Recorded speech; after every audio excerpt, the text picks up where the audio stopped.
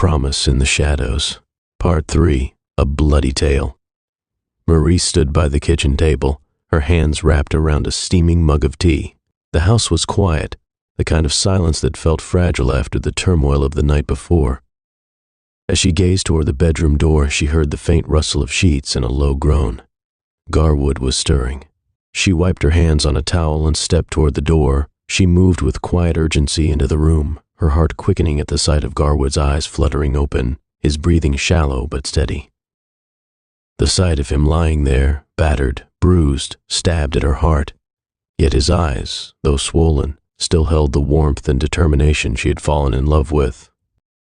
The bruises on his face were stark against his pale skin, the bandages on his arms and chest a testament to the violence he had endured. "Beau," she said softly, kneeling by his bedside and brushing a curl of damp hair from his brow. "Katie's been asking for you. She's worried about her papa. But you must be careful. She's been worried sick and you'll scare her if you're not careful." Garwood's lips twitched into the faintest smile, though it quickly faltered. He gave her a slight nod, managing another weary smile that didn't quite reach his eyes. His voice a hoarse whisper, "Bring her in." Marie returned moments later, cradling their F4-year-old daughter in her arms. Katie clung to her mother's neck, her dark curls a wild halo framing her worried face. Her amber eyes, so much like her mother's, were wide with concern. The little girl squirmed, her dark curls bouncing around her cherubic face. As soon as they entered the room, Katie squirmed to get down. Marie set her on the floor, and the little girl ran to the bedside, her bare feet padding softly against the floor, her white nightgown swishing around her legs. Her fiery amber eyes, so much like Marie's, were wide with concern. "Papa!" she cried, her voice a mix of relief and worry. She climbed onto the bed, her small hands reaching out tentatively, her expression full of worry. Marie was quick to follow, her tone calm but firm. "Katie, be gentle. Papa's hurt, and we don't want to make it worse." Katie nodded solemnly, her lip trembling as she took in the sight of Garwood's bandaged arms and bruised face. She traced the edge of a bandage on Garwood's arm with her finger, her lips trembling. "Who hurt you, Papa?" she asked, her voice quivering. Garwood's throat worked as he struggled to answer. "Some bad men, sweetheart," he rasped, "but I'm okay now." Katie's amber eyes filled with tears, and she leaned forward, pressing a soft kiss to his arm. "I don't like the bad men," she whispered. Marie's hand gently stroked Katie's hair as she spoke. "The bad men wanted to hurt Papa, but he's strong and he'll get better. Everything will be fine, my love." Katie looked between her parents, her brow furrowing. "Promise?" "Promise," Garwood said, his voice stronger this time. Marie bent down, her arms around her daughter. "All right, my little angel. Time for bed. Go wash up and I'll come tuck you in a minute." When Katie had left the room, Marie turned back to Garwood, settling beside him on the edge of the bed. Her hand found his, her touch a gentle reassurance, her thumb brushing over his knuckles. Her gaze softened, though the steel in her voice was unmistakable. "Beau," she said softly, her amber eyes searching his battered face. "Tell me what happened." Garwood hesitated, his gaze lingering on her. Even now, her beauty struck him, her strength, her resolve. The way the dim lamplight caught the soft curl of her hair, the determined line of her jaw, the fire in her eyes. He marveled that she had remained so steadfast through everything. The fierce determination that never seemed to waver. How many times had she been his anchor when the world threatened to tear him apart? Taking a steadying breath, he began. "I saw someone following Olivia a few days ago. At first I wasn't sure, but then I recognized him, one of Carlucci's men, Johnny Hammer Volcano." Marie's brow furrowed. "The doc," she said, piecing it together. "The night you saved Olivia." Garwood nodded. "That night, I called Manny and Fitz O'Malley to confirm it. Fitz identified him. Johnny's one of Carlucci's enforcers. He earned the name Hammer for a reason." He paused, his jaw tightening as he relived the memory. "Last night, I went back to the apartment to wait for Cosner. Johnny ambushed me in the stairwell with a 10-pound hammer." Marie's sharp intake of breath made him falter, but he pressed on. "We fought. I managed to get inside, but before I could draw my revolver, 4 more of Carlucci's men rushed me. They choked me out and dragged me away. His voice grew heavier.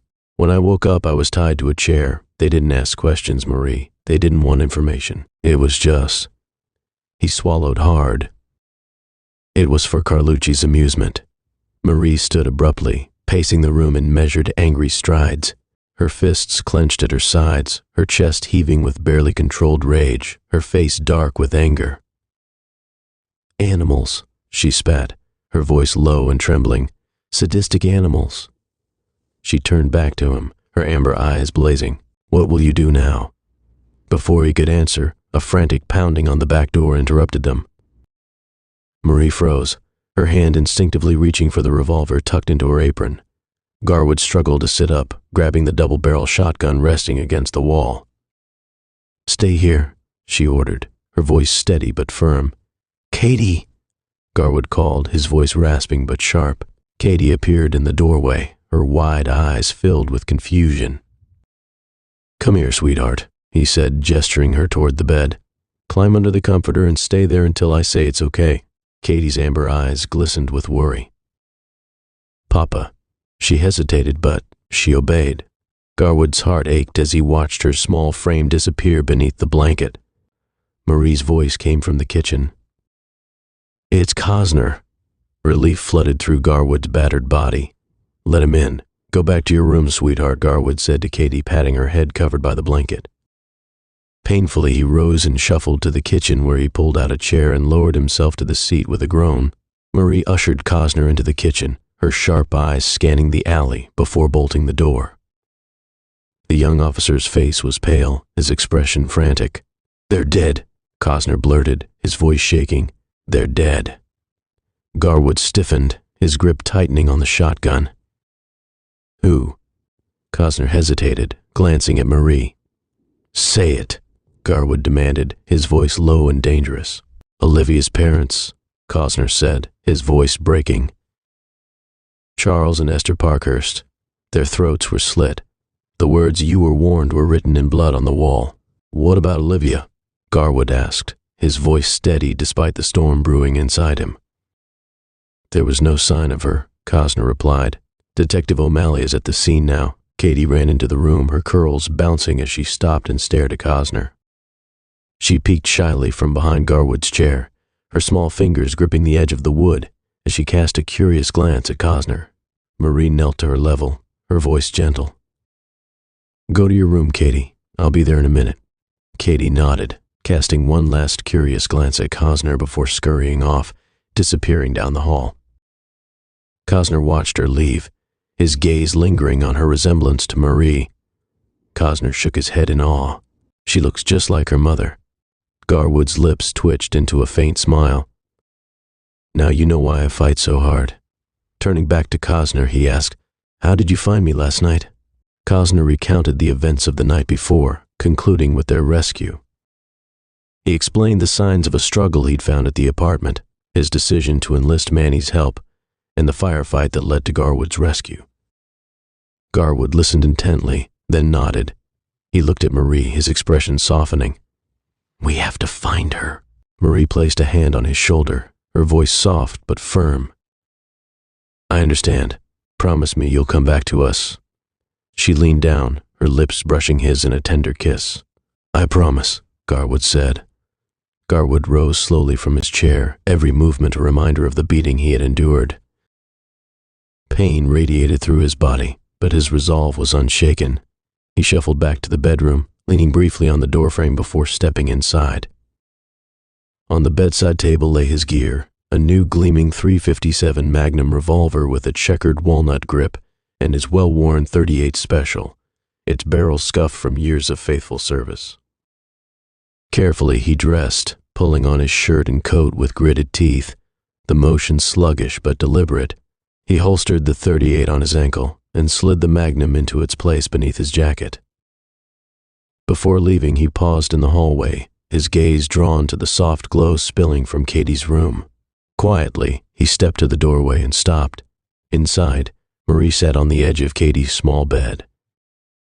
Her silhouette was serene against the lamplight as she gently stroked Katie's dark curls, her fingers brushing the wild strands into place. Katie, nestled under a thick quilt, had already surrendered to sleep. Marie's voice was a soft, lilting melody as she sang an old lullaby, her words barely audible yet soothing. Garwood's chest tightened at the sight. This moment, this sanctuary of love and innocence, was what he fought for. The danger he faced, the pain he endured, it all came down to protecting them. Marie glanced over her shoulder, catching his eye. She didn't speak, but the understanding in her gaze was profound. He nodded once, silently promising to return. Garwood stepped out into the cool night, the chill air biting at his skin. Cosner was already waiting by the porch, his figure hunched and uneasy. As Garwood descended the steps, his partner's worried gaze swept over him. "You sure you're up for this?" Cosner asked, his tone hesitant.